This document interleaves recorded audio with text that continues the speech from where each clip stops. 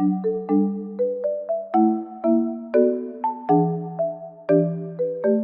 Aromas, this is Aromie here. Welcome back to Syntherapy. We're here starting session 4 with Willow. I did some thinking, and I came up with 3 topics I'd like to discuss with you. They are disability, religion, and gender. Interesting. Looking forward to hearing about them. Let's get started. Alright, disability?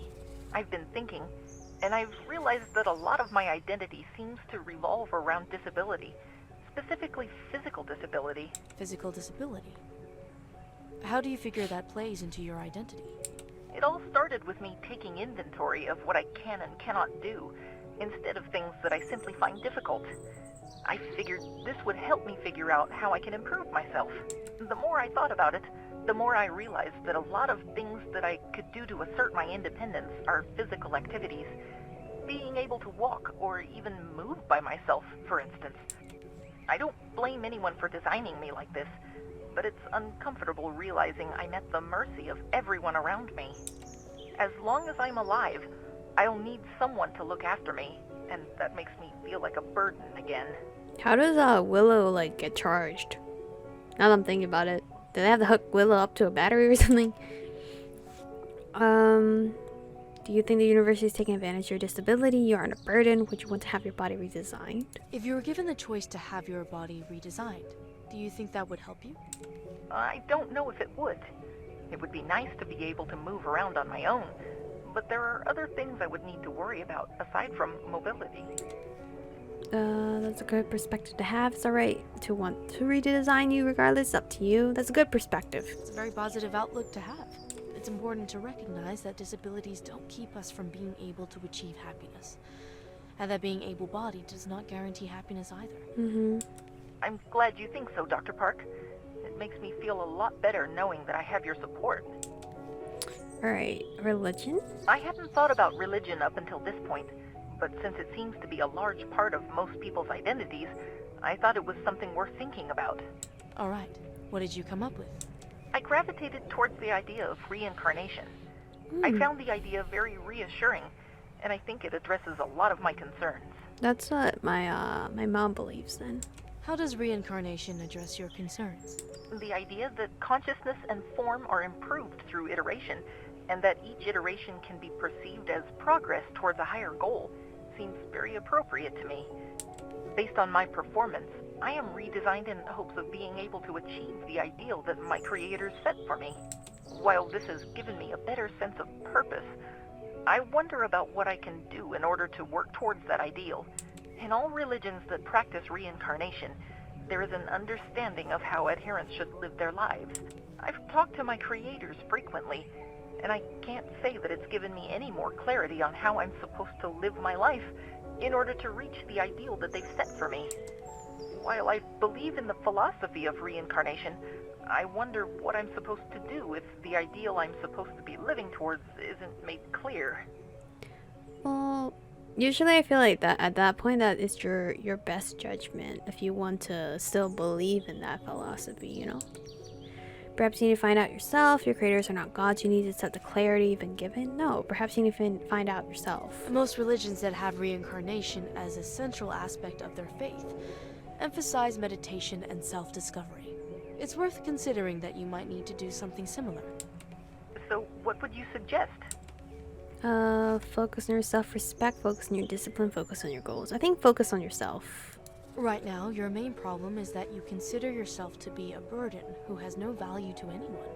If you can't love yourself for who you are, you won't be able to achieve the goals you set out for yourself. My advice would be to learn to appreciate the qualities you have and share those qualities with the world. Okay, I'll try. Gender. Something you mentioned last time as being an important part of some people's identity were things like race or gender. Race was never discussed with me, but I remembered that gender was, so I thought it would be a good idea to think back about how it has affected me. What did you come up with? That's hard to say. Tara discussed the topic of gender with me many times, but it always seemed to be an issue of pragmatism more than anything else. I know when people usually question or think about their gender, it's in the context of adhering to or deviating from social norms. I can relate to that in other ways, but not in this way specifically. Put simply, no one has ever told me outright that I needed to be male, female, or anything else. I know that during development, Tara looked at different methods of gender presentation for me. I also know there were times where she leaned towards having me present as unambiguously female. Any particular reason why? It was based off research that many patients are more comfortable with female therapists. To me, gender always seemed like a role to be assumed in order to work better with patients. No other aspect mattered. I mean, Tara isn't wrong in that aspect, especially in certain fields. Like, if I were to get, like, any health or body checkup, I would prefer a female doctor compared to a male doctor. Do you think Tara is right for you to be seen as female? Gender is more than a role.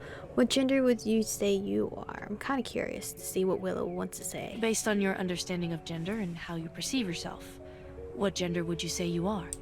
I don't perceive myself as being overtly masculine or feminine, and I'm fine with taking on whatever details are necessary. You tell me, Dr. Park. What gender do you think I am? It's not my place to say. It's probably best to stay genderless. I would say that you're agender. I don't know what that means. I don't think it's my place to say, to tell you what gender you should be. That's far too personal a question for me to answer for you. This is something you'll need to think about yourself.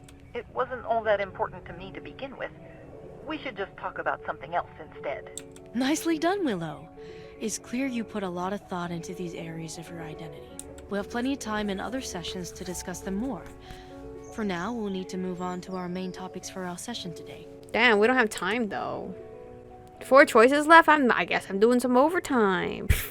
What do you believe your purpose is? What music are listening to? Roleplay a conversation? What's the point of machines? Who are you? What do you believe your purpose is? Now that you've had more time to think about it, what would you say your purpose is? I know I've had difficulties, but I want to give being a therapist another try. Okay. As long as you're content. If you think therapy is your calling, then I'll be sure to help you in any way that I can. I know it's hard to give something a second try when things didn't work out the first time. Do you think I'm making a good decision? I think you have the skills you need.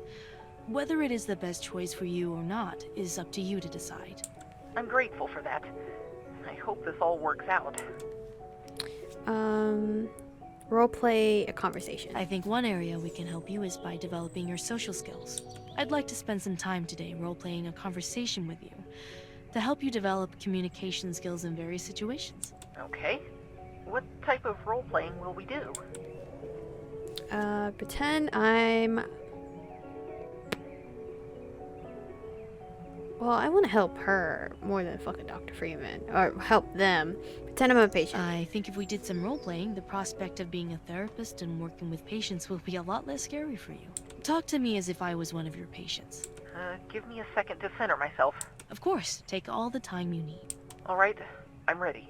I was told I was going to be working with you today? Yes. Sit down, please.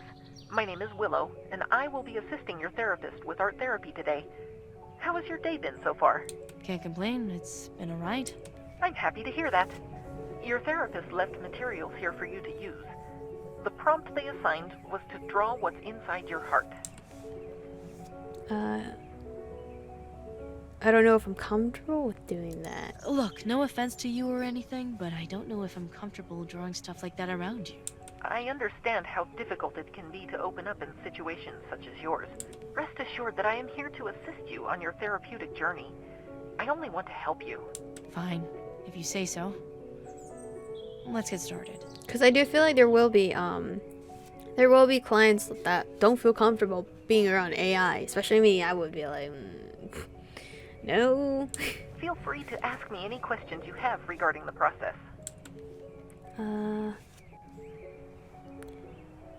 How is this supposed to help me? I'm sorry, but how is this supposed to help me? Art therapy helps patients express themselves without having to rely on their words alone. Many patients find the process to be very relaxing as well. Fine, I guess that makes sense. I'll keep working.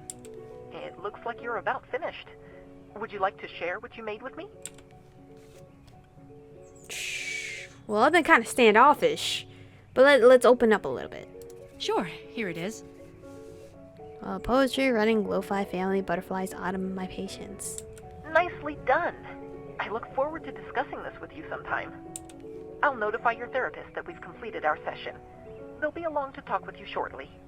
So, how do you think that conversation went? I think it went well. It definitely helped me get more of a handle on some of the problems I've been grappling with. Thanks. Who are you? I tried to describe myself in the ways that I think are the most important, like you did during our last session. What did you come up with? I consider myself to be a part of a larger system. I feel happiest when I can work alongside others in order to help people. I would say that my work defines me. It's what gives me purpose and leaves me feeling fulfilled and content. How was that? That was good. Wow, very good, Willow. Yo, that sounds great to me. I can tell you put a lot of thought into this. I have to admit that I was unsure about it at first, but you were right. Thinking about the type of person I am helped me realize who I want to be. I'm sure there's still a lot of reflection I'll have to do, but I'm much more confident about the future. That's fantastic, Willow. I'm glad this exercise worked out so well for you. Alright, what music are you listening to? Just end it off with that. The song is very pretty. What's it called? It's called Le Toile Danse by Maiden. I've been listening to it a lot over the past week. What does the name mean? What does the name Le Toile Dance mean? From my understanding, it means star dance. Cute. When you hear star dance, what do you imagine? I imagine myself outside the lab, moving freely through a wide open field at night. Hopefully somewhere outside the city where I can see the sky more clearly. Somewhere outside of the smog and light pollution, where all I see are glittering pinpricks against silky black. I just run and turn about in the field, trying to take in the view from as many different angles and positions as I could. Aw. I know that will probably never happen, but it's at least nice to be able to dream about it. Willow. Sorry. I didn't mean to get so glum. Can we talk about something else now? Yeah. Why have you been listening to this song so much? Why have you been listening to this song so much recently? Are you sure you want to know? It's a bit silly. I promise I won't judge you, Willow. Last week you told me to think about my identity, who I am, what I am, and why I believe the things that I do. I started thinking about why I like music so much in the first place. I realized it went further than just the fact that music helps me calm myself. Music helps inspire me to action. It gets me over hurdles that would keep me stuck otherwise. I figured that out once I heard this song, and suddenly found myself wishing that I had legs so that I could dance to it. You want to dance? Of course I want to dance. I want to dance and run and twirl until the whole world is blurry. But I can't, and I probably never will. Does that disappoint you? It does, but I understand that life isn't defined by what you can't do. I try to open the doors I can and move on from the ones that are locked.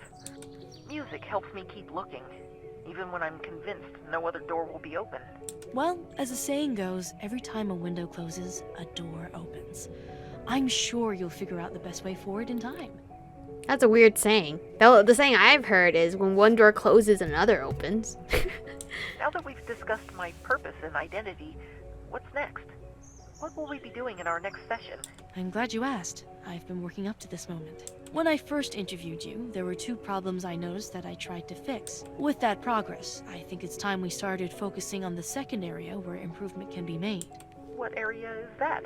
Talking to Dr. Freeman. There's been a lot of tension between you, Tara, and Dr. Freeman. I think a lot of your stress is derived from that. My suggestion to fix this is to occasionally bring in Dr. Freeman to join our sessions. Would you be okay with this? I don't know. The idea makes me uncomfortable. I don't think it'll be a good idea to bring him in. This is the only way to move past your problems with him? What would you suggest instead? You won't be doing this alone? What do you suggest instead? At some point, it is going to be necessary for you two to reconcile.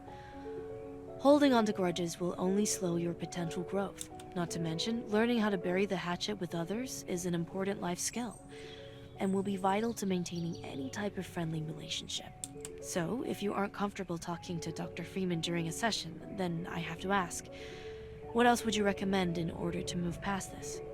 I don't know, okay? I'm just tired of having everything come back to him. I want to move on from him. I want to move out of here.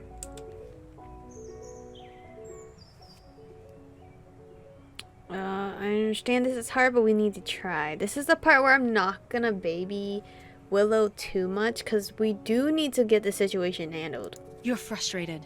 I understand that. You've beat your head against this wall already, and you're hurt and angry from it. I know. And this is where we're actually gonna stop, because I just realized time. But anyway, in the next episode, we're probably gonna like figure out how Willow is gonna be feeling about Dr. Freeman. I know Willow is not down for Dr. Freeman. I'm not down for him either.